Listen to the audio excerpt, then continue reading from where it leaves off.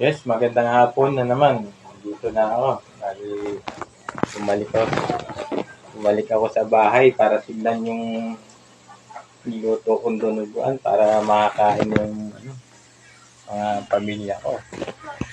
Eto, ayun no, luto na. Wala nang sabaw. Ayan. Eto, maya-maya na naman. Maghahanap naman ako ng nakakulang sa munting tindahan namin.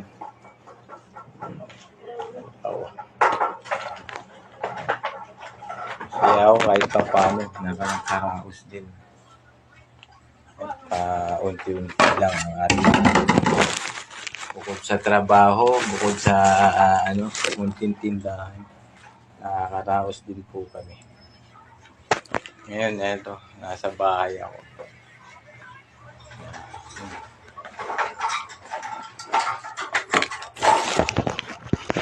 Saya ako kahit ganito.